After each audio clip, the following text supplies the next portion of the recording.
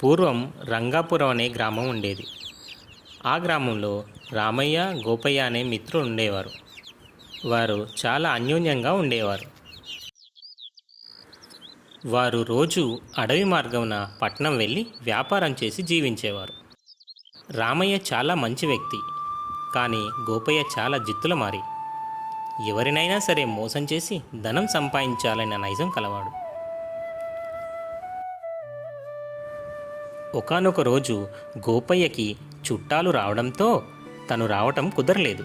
అందుకే ఆ రోజు రామయ్య ఒక్కడే బయలుదేరి పట్నానికి వెళ్ళాడు. ఆ రోజు రామయ్య ఒక వ్యాపారం ముగించుకొని అడవి మార్గాన ఇంటికి బయలుదేరాడు. మార్గమధ్యమునకు వెళ్ళగానే పులి అరుపు వినిపించగా పారిపోయే ప్రయత్నంలో అడవిలో దారి తప్పాడు. అర్ధరాత్రి దాటింది. ఏం చేయాలో తోచలేదు. అడవిలో ఒక రావి చెట్టు కనిపించగానే దాని కిందికెళ్ళి విశ్రమించాడు. అప్పటికే ఆ చెట్టు పైన ఉన్న ఒక దయ్యం అతన్ని చూసింది. అప్పుడు ఆ దయ్యం ఎవరు నువ్వు అని అడిగింది.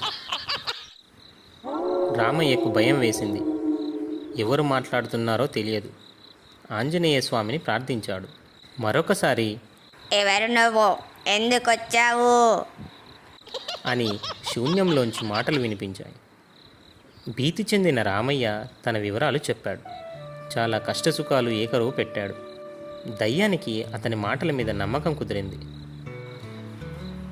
నీకు కొంత డబ్బు ఇస్తాను, ఇంటి దగ్గర నుండే వ్యాపారం చేసుకుంటావా మరి అంది.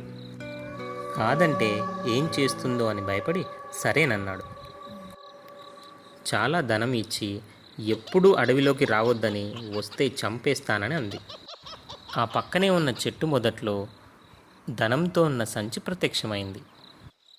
రామయ్య ఆనందంతో ఆ సంచి తీసుకొని ఇంటికి బయలుదేరాడు.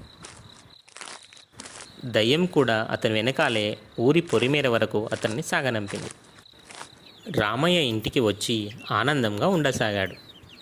గోపయ్య రామయ్యను పిలిచిన వ్యాపారానికి రానన్నాడు. గోపయ్య ఒక్కడే రోజు వెళ్ళి వస్తున్నాడు. విషయం చెప్పమని వేధించగా విషయం వినిన గోపయ్య ఉదయమే బయలుదేరి సాయంత్రానికి అదే రావి చెట్టు వద్దకు వెళ్ళాడు. అర్ధరాత్రి వరకు ఎదురు చూశాడు. దయ్యం రానే వచ్చింది. ఎవరు నువ్వు ఎందుకొచ్చావు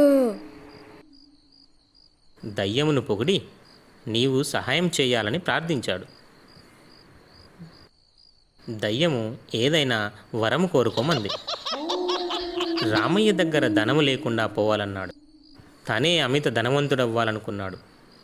అదే తనకు వరంగా ప్రసాదించమన్నాడు. దయ్యానికి అతని దుర్బుద్ధి అర్థమైంది. వీడికి తగిన శిక్ష విధించాలనుకుంది దయ్యం. అలాగైతే నీవు అంధుడుగా ఉండాలన్నది. వేరే మార్గం లేదంది.